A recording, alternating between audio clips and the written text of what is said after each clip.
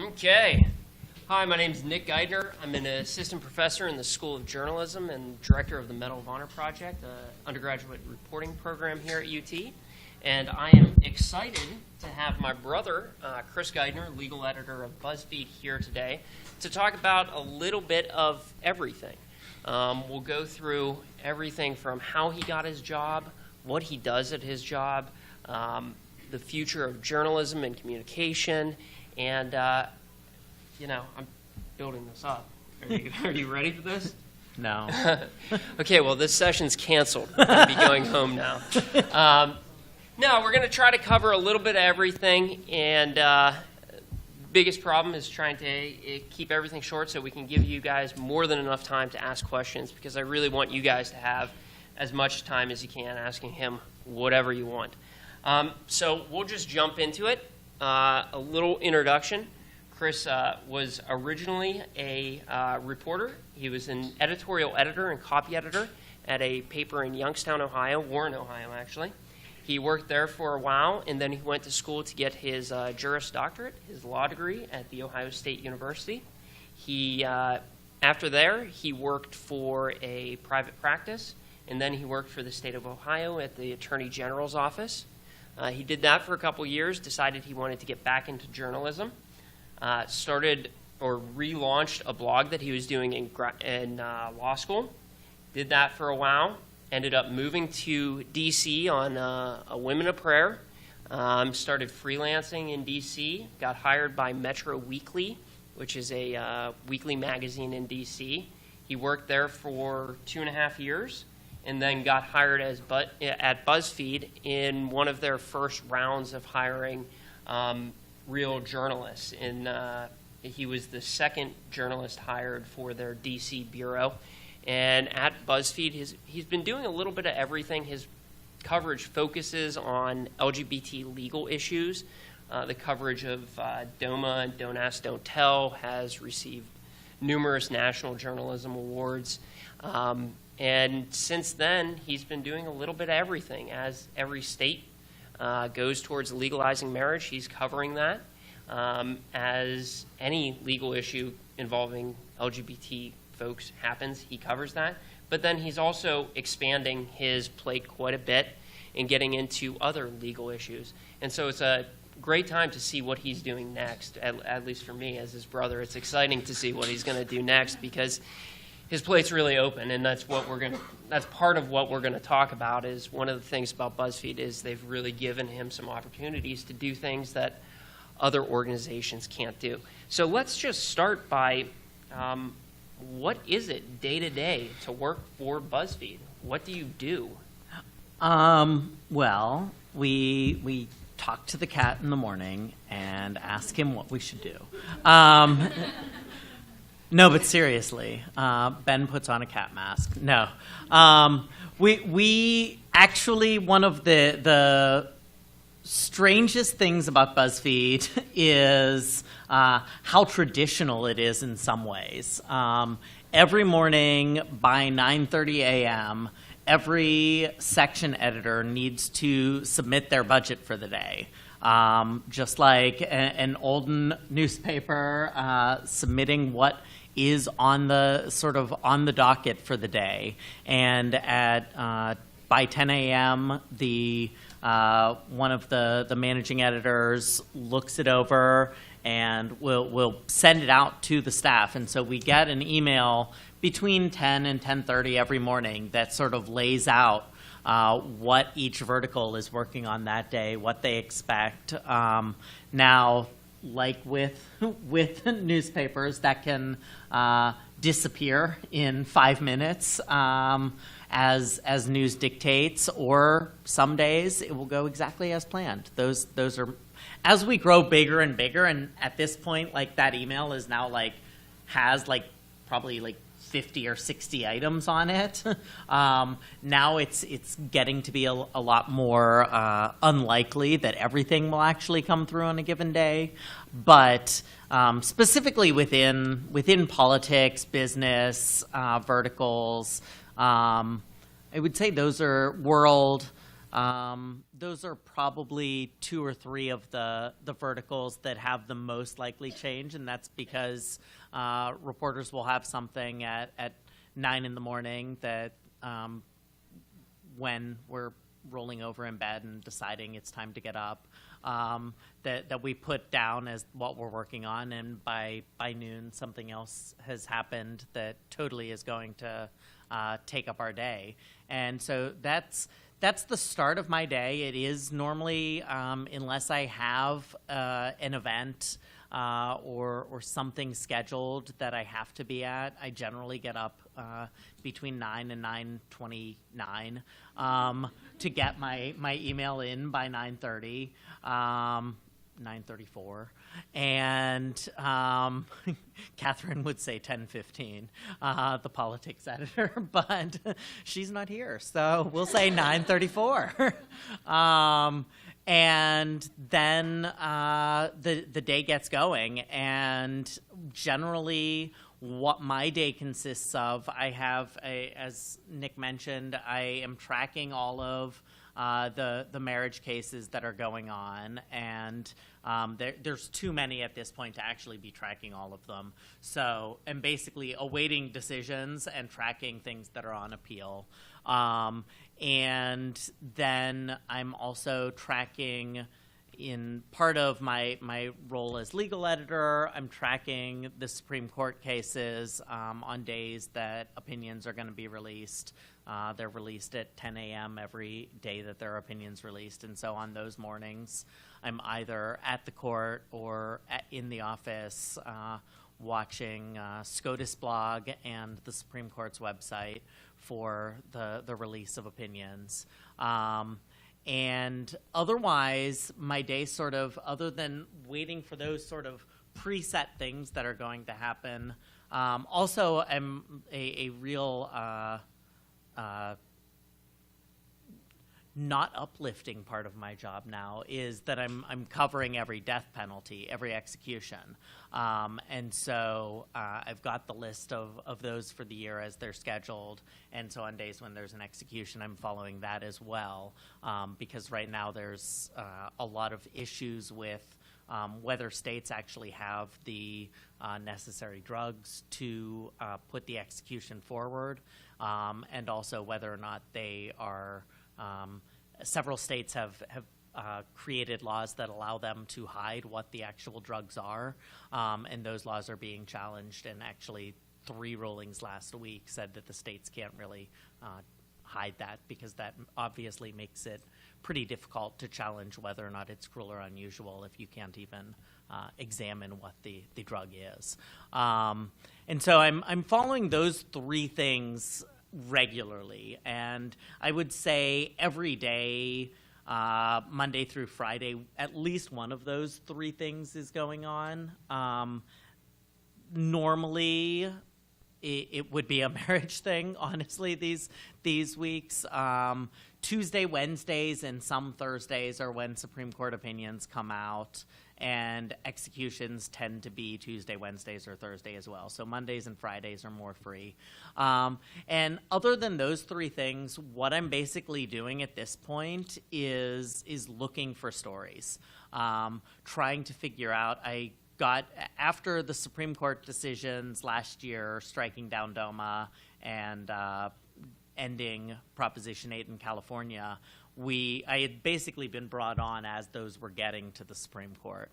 And so Ben Smith, the editor-in-chief, and I sat down and talked about sort of what the next step was for my role at Buzzfeed, and that's when we decided to make me legal editor and expand my focus. And the areas that I've said I want to focus more on are criminal justice and voting rights issues, because the idea was that sort of where my expertise came in on the LGBT legal issues was the fact that it was an area that sort of hit at the intersection of law and policy or law and politics, and a lot of the coverage that came from the legal side was basically impenetrable to most readers, and a lot of the political people who were covering it were just covering the legal stuff horribly. And so being able to sort of use my law degree and also use my background in politics to sort of combine that coverage to be aware of the political and policy implications and the ways that legislation could be used as opposed to laws is something that is missing from a lot of legal stories. But then also, when political things happen, be able to sort of put them in the context of the ongoing legal fights to say, like, this is why this is happening now. This is why the Republicans are doing this. This is why Obama's doing this. And that sort of finding that intersection gave me the ability to sort of become the expert on this issue. And Ben's challenge was basically, okay, this will keep happening in other areas, so find the next one. Like, what's the next issue that's going to be at the intersection of law and politics that is going to sort of get the nation's attention? And so the two areas where I decided would be most obvious for that to happen are criminal justice and voting rights. And so a lot of the time is spent looking through the stories that are coming out on these issues, finding who sort of the experts are. Andrew Cohen writes for The Atlantic and CBS and is a Brennan Center fellow. And he's doing some of the best death penalty writing in the country. It's just amazing. I come up with an idea, and literally 10 minutes later, he has like a 3,000-word story on, like, he was there for a month. And I'm like, okay, well, retweet and move on. And I've said, I mean, there are times that I've said, like, and Andrew Cohen, like, I'll just wait for what he's going to publish next on these issues. So there's that. And then sort of seeing what issues are flowing in from stories that I have been reporting. One of I've been sort of stalking the labor secretary for 2 years, now 2 labor secretaries, and trying to get an answer to a question, and have thus far been unsuccessful. They have not answered. I've been very successful at getting at least 50 stories out of this over 2 years. So as a journalist, you can't really do better. Like, to the point that the Labor Department, like, basically kept me out of an event because they knew I wasn't going to ask about the topic of the event. And there's no better way of guaranteeing that I'm not going to stop covering something than, like, keeping me out of an event. And that also got other coverage.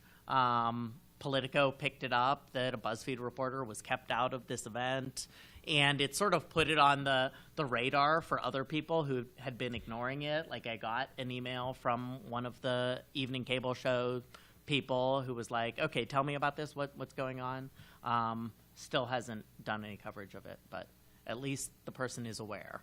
And that makes it so that when there are news stories, I now have sort of an expanded audience that I know they're at least like, even if they're not covering it, they're like, oh, that's that thing that Chris is obsessed with. And they read it, at least, because they know that there's something there, even if they're not really totally on board with what it is.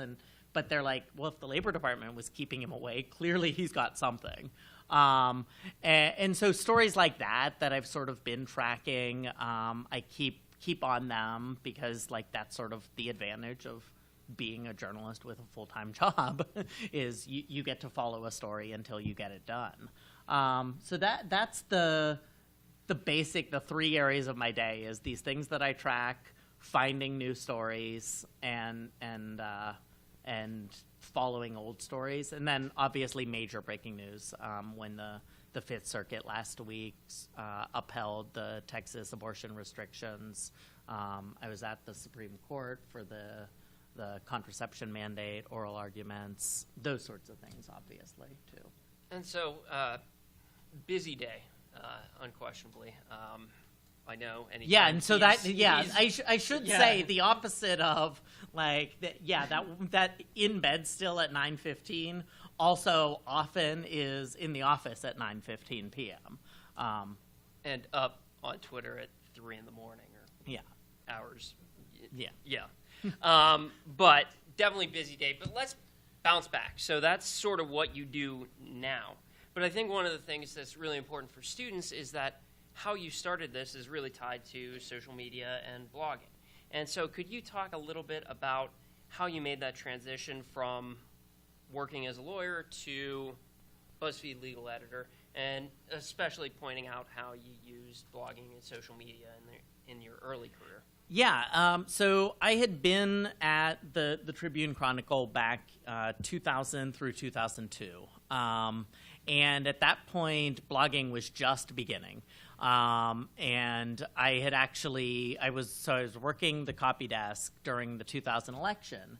And that was when Josh Marshall started Talking Points Memo, because he was like, there's too much going on, and the media is not quick enough to be updating, in his case, Democrats about what is going on, and we're losing the battle, was his whole argument for starting Talking Points Memo. And so I would always be sure to check that before we put in whatever the last wire story was of the night, to make sure that, like, there hadn't been some contrary ruling or something hadn't changed. And so by the time I left the newspaper in 2002 and moved to Columbus for law school, I had spent 6 months as an editorial writer, and that meant that I was doing sort of daily output, having something to publish each day.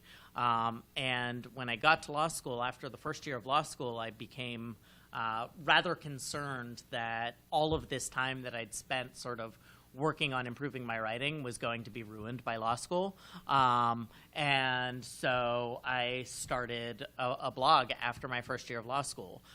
It was also, you talk about sort of the timing and what was going on. The end of my first year of law school was when Lawrence versus Texas was heard by the Supreme Court, and that was the case that ended sodomy laws in the country and overturned a previous case. And so that was happening my first year of law school. So it was right when, it was the next November when the Massachusetts Supreme Court ruled for marriage in that state.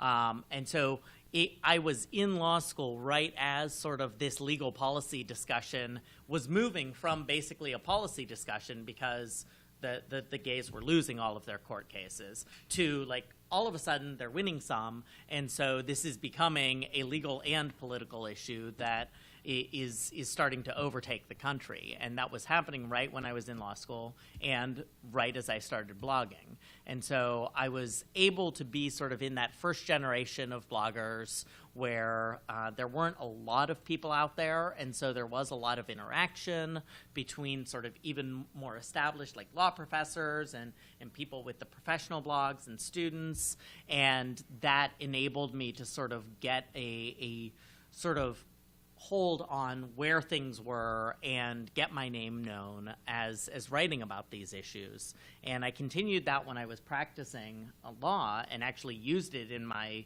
career. I wrote for the Columbus Bar Journal about what is a blog. All of that, that awful stuff from the mid-2000s that was like, what is this? Is this going to get us sued?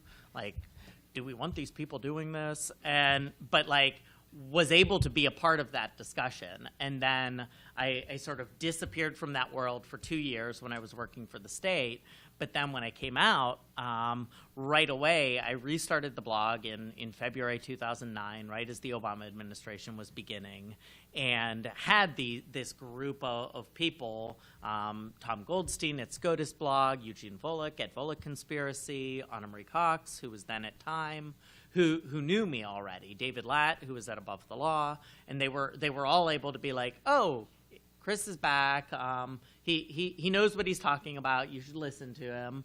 And then I really lucked out again that we started getting a bunch of movement on LGBT legal issues. The Iowa Supreme Court ruled unanimously for marriage, and that was the first sort of non-coastal state. And I had just restarted my blog and had a bunch of people who were like, oh, yeah, he writes about that. You should see what he has to say about this decision.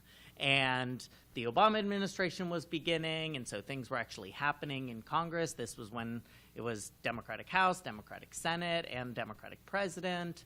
And so I was able to sort of be writing about these things and found out really quickly that the conversation had moved, and it wasn't in the comments section, it wasn't writing back and forth responses on blogs, it was happening on Twitter. And so I joined Twitter in March of 2009, and that became basically how, between my blog and my Twitter account, was basically how I moved to DC almost, 9 months before I moved there. I moved there at the end of October, beginning of November.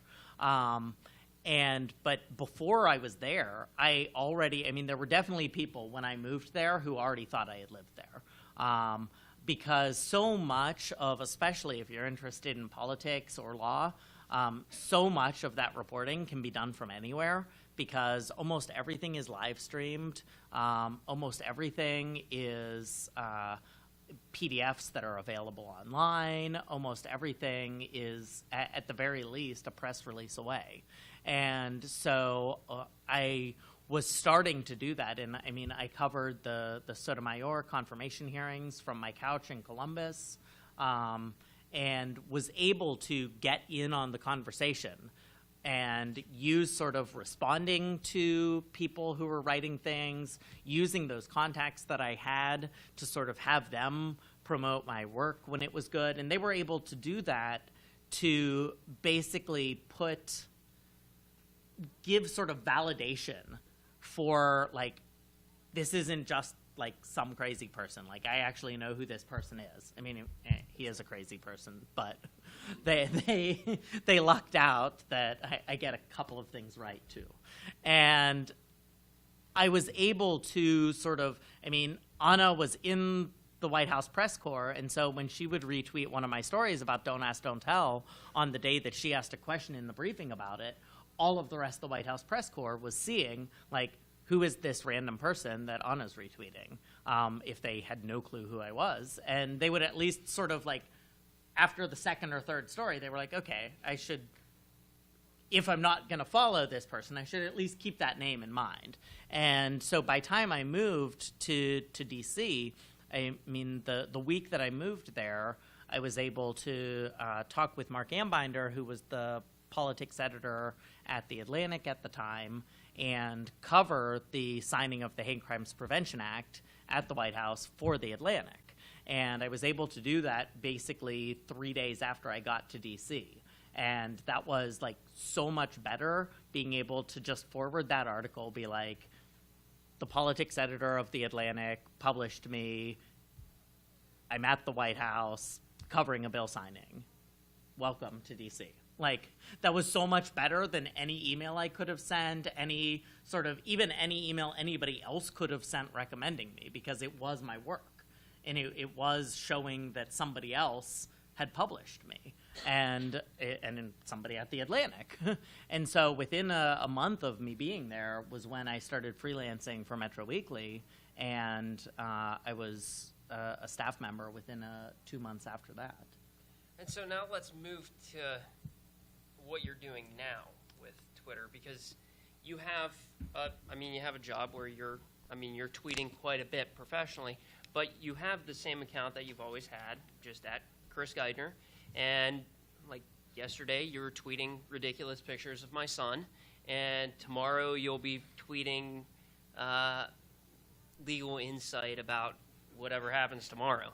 So how do you sort of balance that personal Twitter with professional Twitter? Because I think that's really a problem that students struggle with, because all of these kids hopefully will be getting jobs in the next couple years.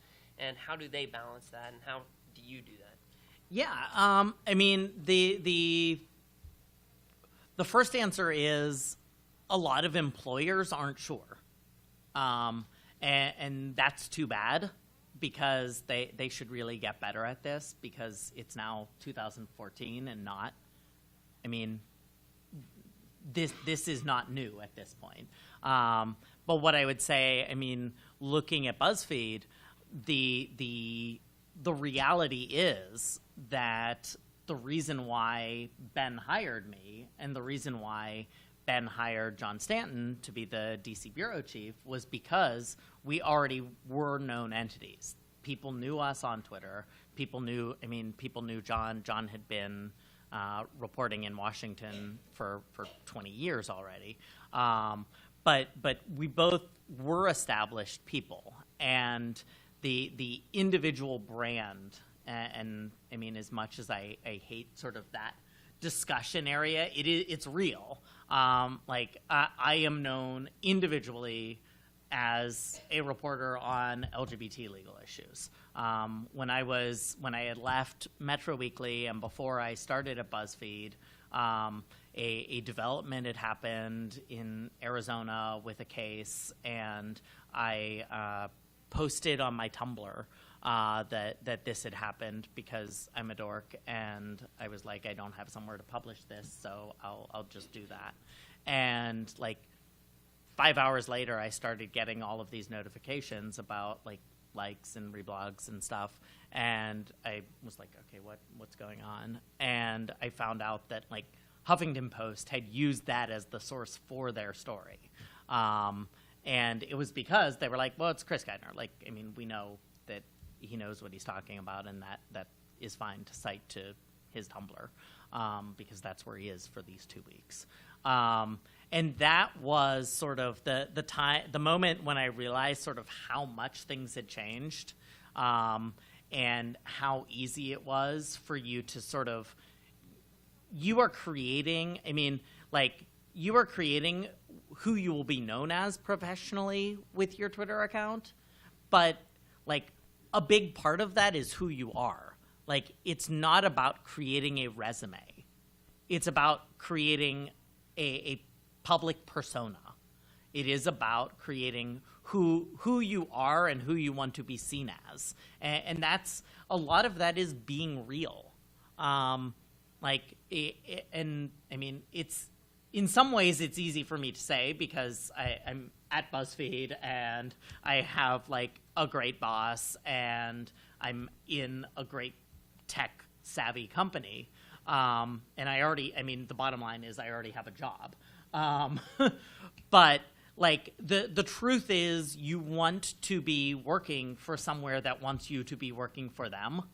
And especially as a journalist, that's going to be you writing about what you care about, because that's what you're going to be good at. And I think that this links to the stuff that I was talking about yesterday with like the way that journalism works now is that like you are much more likely to get hired for what you're writing about that's good than for a random position for like the courts reporter or the politics reporter. Like, you are going to make an impression by writing about topic X, and when a company is looking for somebody to write about topic X, you're going to apply for it, or if you're really lucky, they're going to reach out to you because they want you. And part of that whole element of how journalism is working today is that like they also want to know who they're hiring. And like journalism isn't it in some ways, and I think this is why it is a lot like politics. Like, because who you are as a journalist is who you are. Like, you are going to be a journalist. And if you're going to be a good journalist, you're going to be a journalist all the time. That doesn't mean you're working all the time. That means you're going to have a great weekend with your nephew. That means like you're going to be a real person. That means you're going to have days when you're just like quoting Sondheim lyrics. That happens. That's me. And like that's where that's why people want to follow you on Twitter. Like that's part of, people don't want to follow a headlines account. Sometimes I do, there are some accounts that I follow, there are corporate accounts that I follow because I want to make sure that I see those headlines. There are some blogs that I follow that they have their RSS has an auto tweet of every blog post, and I just want, because I do want each of the things, but that's a very different reason than why somebody follows a person on Twitter. John Stanton, the DC bureau chief, is if I'm crazy, he's crazy plus 20. Angry. crazy plus angry. And he, but at he'll tweet anything. And there was actually like a discussion at one point about like him like threatening somebody basically on the other end of a bar and being like, what this guy doesn't realize is that when I stand up, I'm a foot taller than him and I have no problem punching him across the bar. And like Ben was like, you can't subtweet people that you're going to like hurt them. Like, for real. And John was like, that's me. Like, I'm not going to do it. And like, but it's like, that's his personality. And people, John Stanton is like a DC institution. He was a bouncer for the first 10 years he was a reporter too. And like, he just had agreements with wherever he bounced that he wouldn't write about anything that happened at the club where he was writing. But now he's not, and so now those are all just sources everywhere. And so now he knows everything. But like, he's that's who he is, and and you see it. He's the bald guy with tattoos on Rachel Maddow once a week, on the cycle once a week. Like they love him. And it's because he's sort of like known as this like no nonsense DC reporter who, despite having covered the Capitol for 2 decades, is still going to like call out bullshit exactly how he sees it in the language that he thinks is fit for that moment, whether or not the rest of us do. But that's part of being a journalist, is like the not give a fuck factor. And that's, there are plenty of time. Like, I had to sit there at Shake Shack 2 weeks ago, knowing that every single one of the Labor Secretary's staff who was standing there knew who I was, why I was there, didn't want me to be there, wanted whatever I was going to say to end as quickly as it could, and then to have me leave. And they were really happy that there was only one other English language reporter at the event from Gannett, and they were really pissed when they saw us walking out together and talking about what I had just asked about, because they were like, "Ugh, he taught somebody else about this." But that's that's what we do, like that and Twitter has given us an ability as journalists to really let people into that side. And this gets into the whole discussion about objectivity and subjectivity. And the truth is, like, the more that you let people know who you are, the more they will be able to judge the validity of the things that you're writing. Like, people are aware that I'm gay. People are aware that I am, like, supportive of when states grant same-sex couples the right to marry. But they also know that I'm probably the reporter hardest in the country on LGBT organizations who are bringing these lawsuits to be public about what they're doing, and to when they're fighting each other, which is something that's going on behind the scenes now because they all want the credit for bringing the Supreme Court case that does this in all 50 states. Like, I'm still the only reporter who's really written about that. And so that what some people would question as objectivity, I think is completely objective, but it's just making clear what my vantage point is, where my opinions are coming from. And because I have the ability to talk about anything on Twitter, people are more aware of what that is. And this has been a lot, so I'm going to give you guys time to ask questions, but I think I'm going to ask 2 more. First, I think the last section was all happy and idealistic, and I'm just myself on Twitter. But also, you're fairly strategic in some of the stuff that you do, including photos, when you tweet things, when you retweet things. And so, could you explain some of that? Like how, Yeah. There is a strategic side to it as well. Oh, yeah. The part of the, like, showing that you're a real person is showing that you're a real person. People are going to care more about a person on Twitter that they know who the person is. they're like, oh, I know Chris. He's got that cute nephew. And I mean, people do that. I mean, there are definitely people who are like, oh, I mean, and there are probably, I mean, honestly, there are probably like people who are like, oh, he's some crazy left-wing gay. Oh, he cares about family. That changes my view of him. Like, I mean, there are probably people who have done that, I'm sure. But the point of that, strategy-wise, is like just letting people know so that they are aware that I'm a whole person, that there are more things going on in my world than just this. But then when it comes to reporting the news and that side of my account, like, it is very strategic because it's about making sure, one, that I am breaking anything.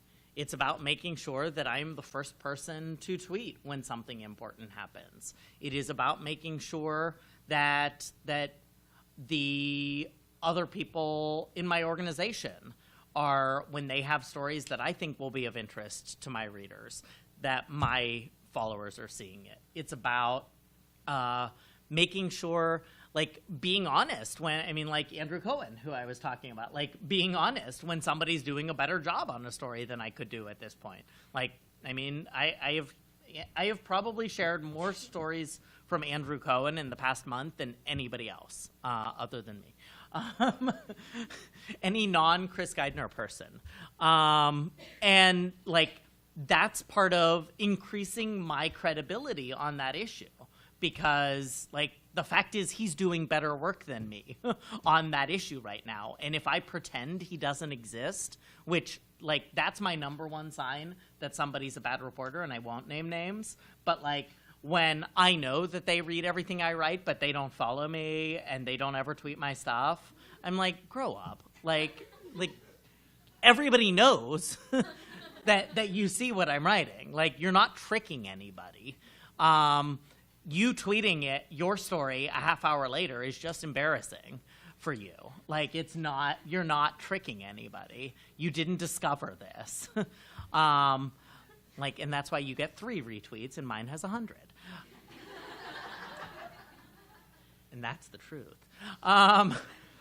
But the way that, like, I mean, one of the things that I talk about is, like, there is nothing more depressing to me than, and this, like, shows how much I love my job. That's the optimistic take of it, or how sad my life is. Like, than when I do a breaking tweet, when some court ruling breaks or some vote happens and it gets 100 retweets or something, and it's just the news, and I didn't get my story attached to it.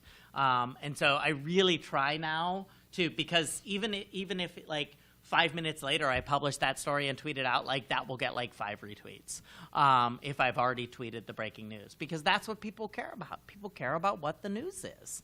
And that's, I mean, the double-edged sword of Twitter is that sometimes, and this is, I mean, another sign of bad reporters is when they try to turn what is really a 100-word story into a 1,000-word story to, like, show all sorts of background and stuff. Like, no, what people care about is that the vote happened.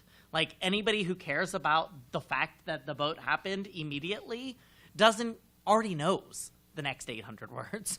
Like, you can worry about that in a nice color story for later or whatever, but, like, don't wait a half hour to get a story up so that you can get all that background on, unless you have it, like, pre-written.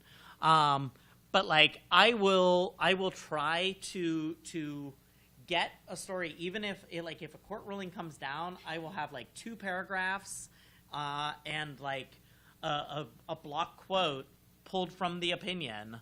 And that is what I will send up first for my story, so that I can do the breaking tweet, court overrules X, tweet it out with a link to the story, because that tweet will still be circulating an hour later. Because as, like, somebody retweets it, and then randomly some person with a bunch of followers sees that person's retweet a half hour later and they retweet it, like, even if I've been pushing out my story on my account, if that first one hadn't had the story on it, it's not going to get the traffic. The other thing is adding in photos, especially, I mean, if there is a relevant photo to the story, if it is, I mean, we were talking yesterday about sports, if there's a winning or losing basket, like getting that picture in the tweet, because that's the moment that people want to share. People want to share the score. People want to share the vote. People want to share the winning moment, the losing moment. People want to share who the jerk is, if there's an enemy in a story. Like, people want to see who this person is, who's the evil person at the center of this story. People want to share the pretty picture of whoever the wonderful person is in a nice story. Like that is the way to when you have that on your Twitter account and that's what you're sending out, that's what people are going to share. And the same thing is true on Facebook. I mean, Facebook has now made it a lot easier because they've added, I mean, they've so automated it that there's almost an automatic picture with every story. But that's made it sometimes more complicated as journalists, because like we've had to like revamp our system because like Facebook was doing something where like it was keeping the first thumbnail you had attached to a story as the picture no matter what, even if you used the debugger tool. And like we had to like actually rework our coding so that it would basically trick Facebook into using the new thumbnail. So, I mean, like Facebook has automated a lot of it, and Twitter is starting to now. I mean, for a lot of for us, like if you click on a link, it does pull out to the headline, I think 40 words and the picture with it, if it's a direct link. But there are still, but even for those stories, like still putting in a picture when I can. I mean, if you look at almost all of the BuzzFeed professional, the regular, the vertical accounts and the main account, like they'll almost always do that. BuzzFeed News is obsessive about like making sure that they have something other than just a story link. And so my last question will be related to BuzzFeed and sort of talking about BuzzFeed is one of the organizations that's shaping the future of news, shaping the future of entertainment, and you're sort of in the nexus of that as a professional working journalist at this new organization, which gets a lot of criticism. I mean, and I've been one of those people who have sent angry tweets to your boss. Not about me. Not about him, no. Yeah. I usually am passionate about it because I think they're making him look bad because he's doing good stuff there. But how do you both respond to that personally, and how do you think this mix of entertainment and journalism fits into the media environment? I mean, my answer to that at this point is rather well developed, and it's a bunch of crap. I mean, Walter Cronkite was on the same channel as Hee Haw. That's the answer. The end. Like, I mean, get over it, people. Like, this is what entertainment and media has always been. The funny pages were in the New York Times. This is what it has always been, because something has to pay for good news coverage. And if that is every one of you taking 500 quizzes a week, I'm fine with that. Like the Golden Girls quiz paid my salary for a year. Like that quiz alone. I mean, it's true. But where BuzzFeed, I think, really like angers some of the most traditional media people. I mean, once they got over that, I mean, there are still some people. I mean, still some people who do some stuff with that. But I think where it does anger some of the more traditional media people is that BuzzFeed doesn't always keep that line very clear. And I personally think that, like with the description of Twitter, like it's just more honest. And I think that this was something that I learned at Metro Weekly in a way, that Metro Weekly is LGBT weekly and had basically started upping their national news coverage because the other LGBT weekly in town had gone into bankruptcy temporarily. And so they saw that as an in and hired me to cover national news. But like we have had the cover boy of the week 20 pages away from my story about the Supreme Court or what Congress was doing.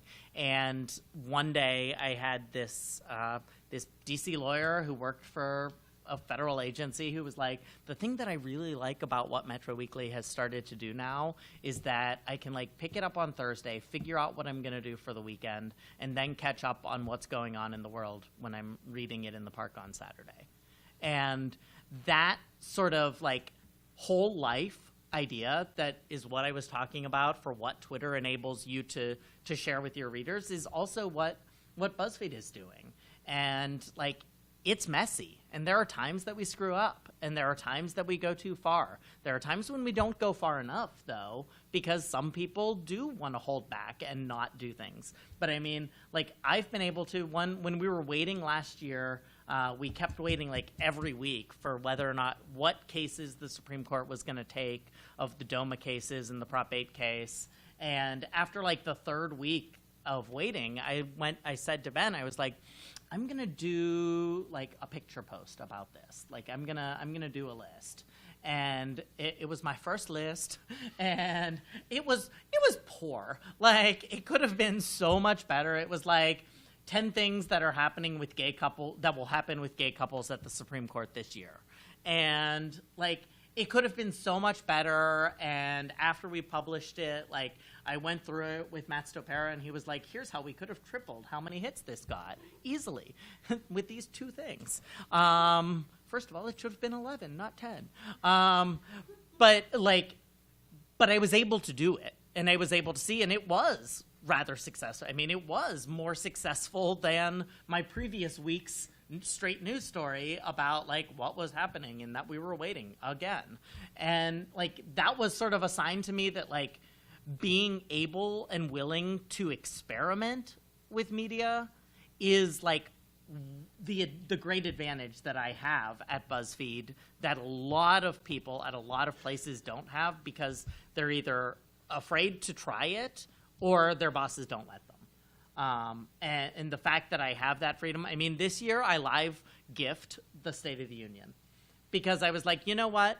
There are 600 reporters, probably more, who are going to be covering this as straight news. And like, we all get the advance remarks, and they're going to be like going through and scrolling through and highlighting and copying and pasting text from the speech and tweeting it. And there are going to be people making snarky comments, and there are going to be people with like rapid response, like tweeting the emails that they get from both sides about the responses to what Obama say. Like everybody's doing that. Like, how can I actually make my Twitter account valuable on this least valuable of Twitter nights?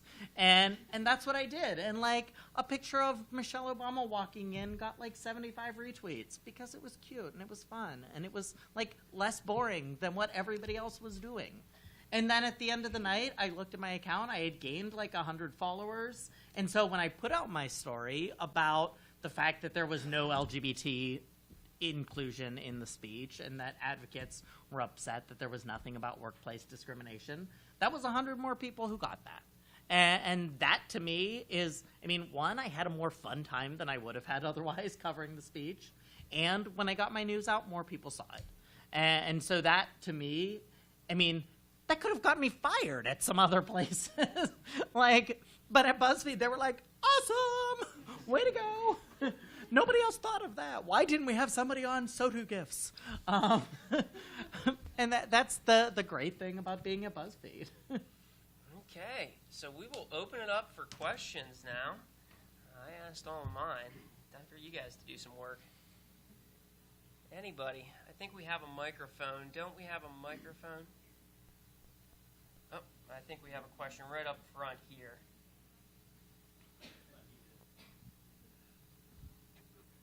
So how do you make the distinction between when you want to do like a full background on a story and when you just want to put out your facts and what you've just found out, like the short versus long? News judgment. And that's the worst and best answer. I mean, it's really, it is, I mean, my main problem, the first thing I say when I see a 1,200-word story that I'm like, no, is they showed no news judgment. Like, a part of showing news judgment isn't just deciding what story to cover, it's deciding how to cover it. And that's something that the internet has changed. Deciding how to cover a story is the way that you present it. And like, you don't need all the context all the time.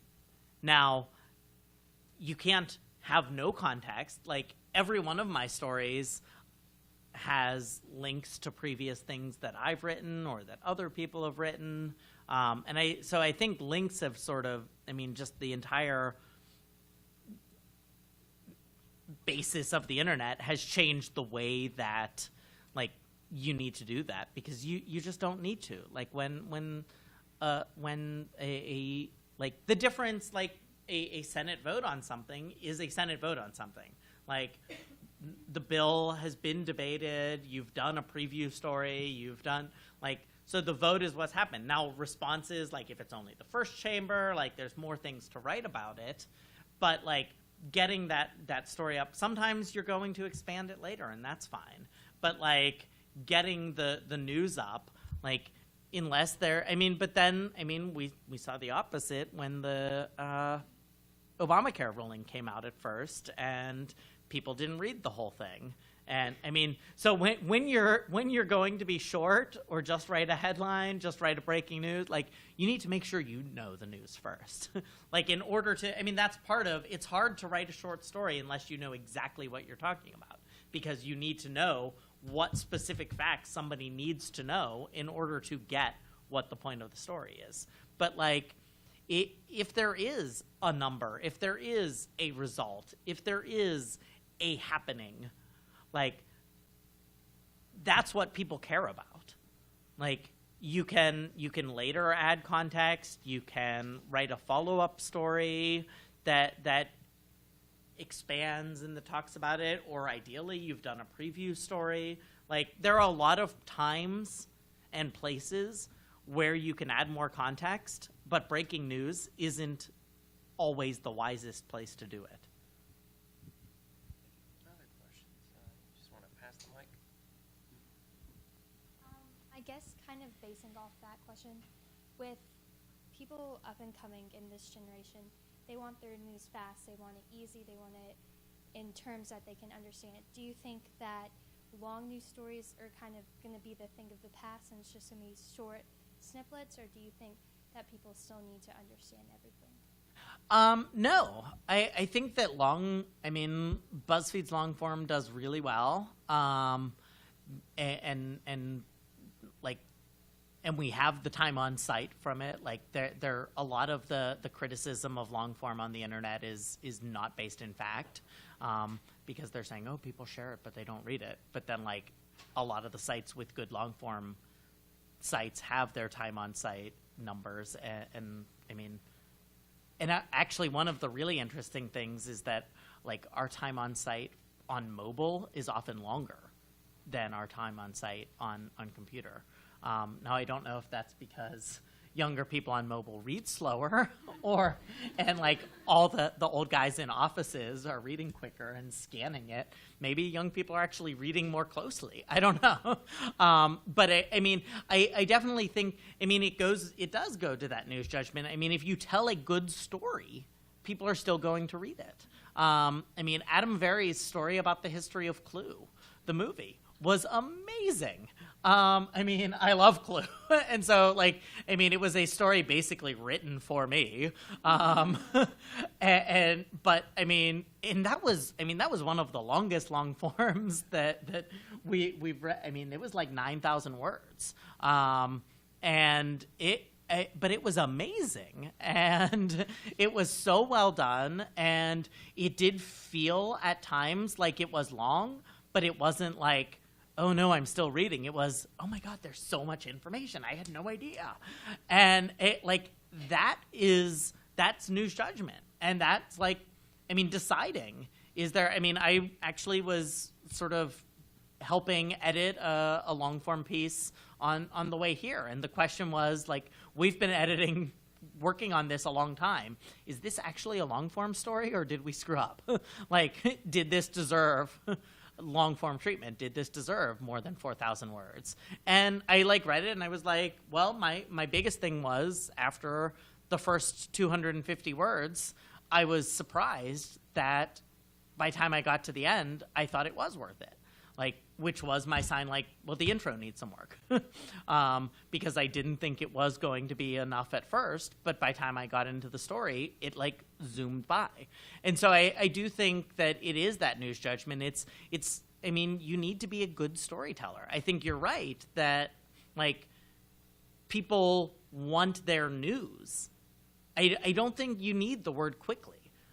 People actually want their news, whatever that is. And if it is long and complicated and sticky, they want you to explain it well. And I think the problem is that a lot of reporters have this idea that in order to show that a story is important, you add words. That's how you show that a story is important. And I think that that's awful because that's not. You show the story is important by making it as clear as possible. And if as clear as possible as Andrew Kaczynski has shown is a headline, a deck, and the video, or the two videos, the video of what this politician said in 2013 and what this politician said in 1995, that is the story. And you don't need an 800-word story around well, this is what he said when he was running for this position, and he was in a debate against this person and his other positions at that time, and he lost the race 70-30. But now, when he's trying to make it, that's what political reporters in a traditional setting would do with a story. And TLDR at the end. But the point is, he said X, he said Y. He's either lying or he's changed his mind, and now it's on the politician to respond. And you don't get into the back and forth. You don't get into the was this a change position? Because all of those things. You talk about objectivity versus subjectivity. That's totally when let the internet economy decide.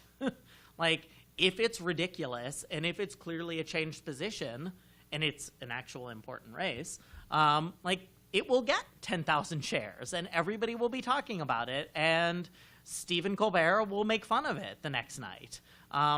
If it's Andrew overreaching, then it will get 150 shares, and we'll be good try, Andrew. Try harder. But at the other end of the spectrum is some of the really amazing. We long form stories work when the topic justifies it and people do read it. But it does need to be explained well, and that I think gets lost in a lot of just adding words to a story to show it's important. Other questions? More questions?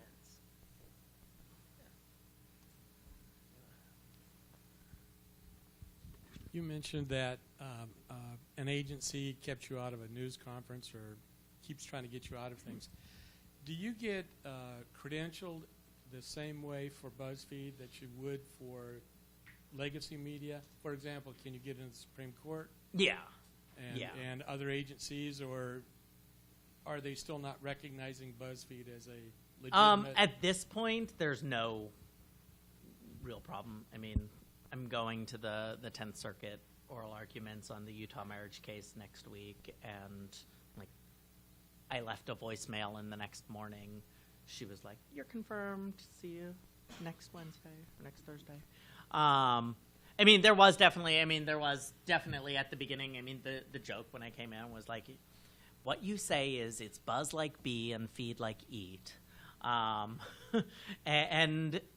that was what you had to do. And if people didn't know, we had a problem in London, just like within the last 48 hours, when same-sex couples could start marrying there, the guy doing security at the church where the first marriage was taking place at midnight didn't know Buzzfeed, and so he wouldn't let Jim, our political reporter in London, into the church, and so he had to stand with the press who were just sitting outside. So yes, it does. I mean, when we're going into new markets, I mean, and that was like, it wasn't in London proper. It wasn't in London, is what I mean by that. But I don't know that because I'm an American, so we're stupid.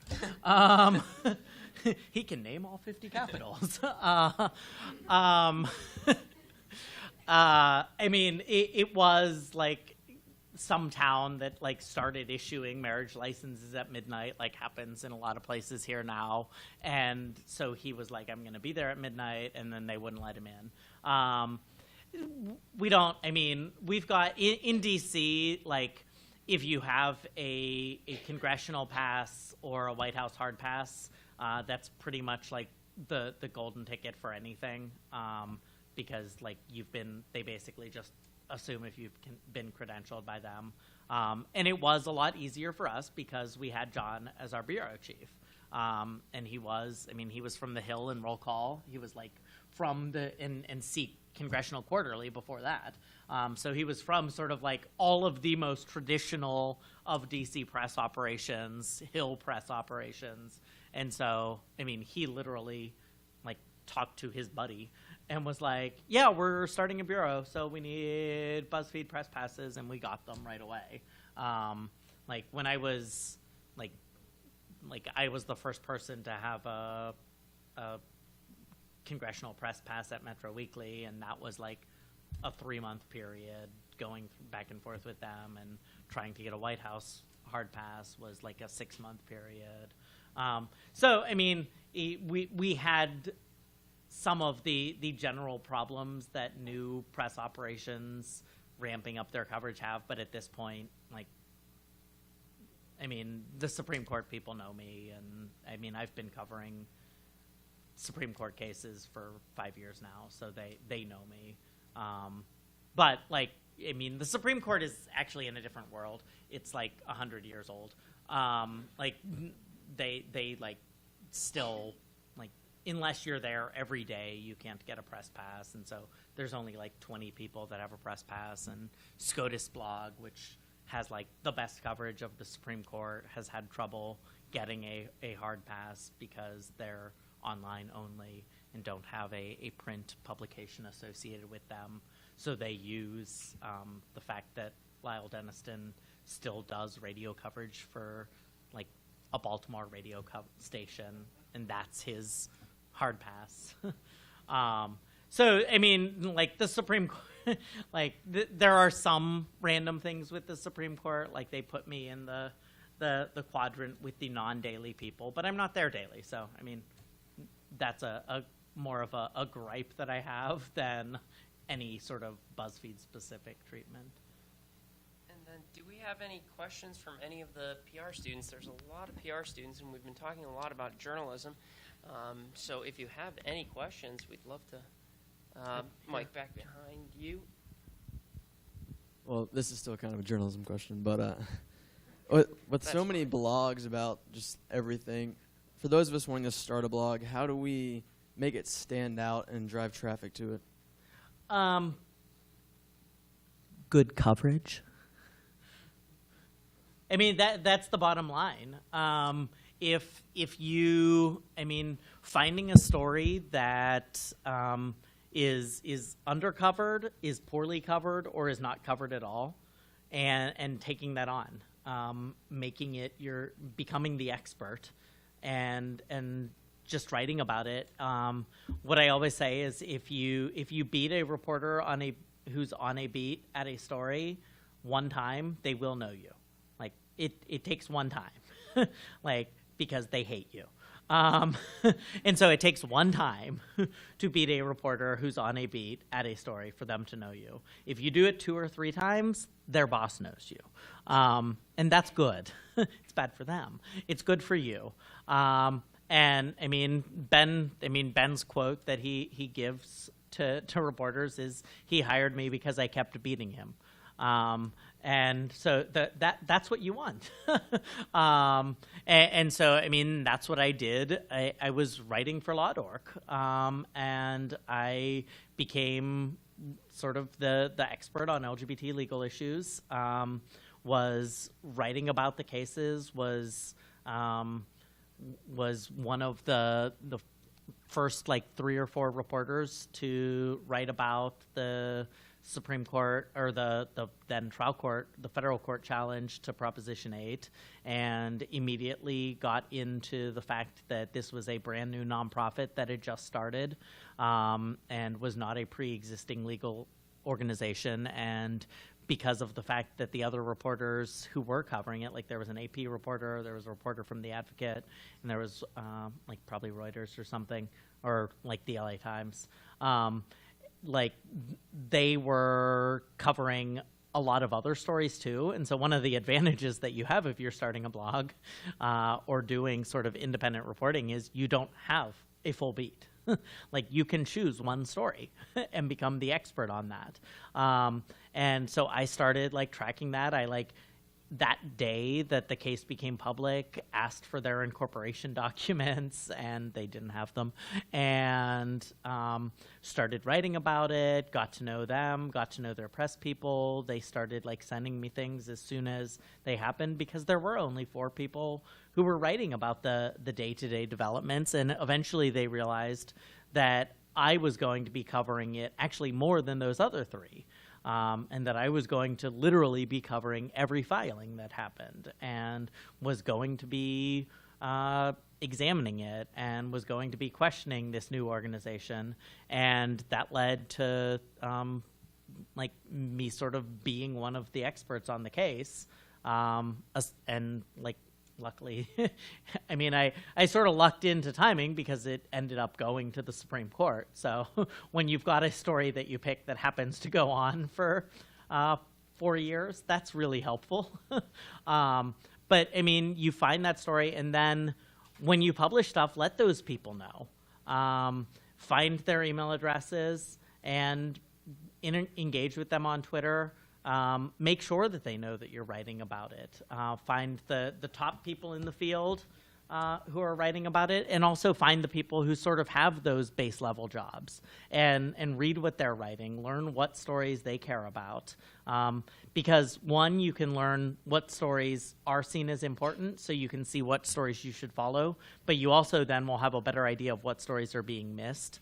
And there's always so much more going on than actually is being covered, that like if you pay attention to the reporters covering a topic and are a good reporter, you will find that there are at least a dozen stories that aren't being covered. Okay, we're going to have to wrap it up, but I just want to thank Chris for attending, and you guys can all follow him at Chris Geidner on Twitter, and I think we got him this gift as a token of our thanks. Thank you.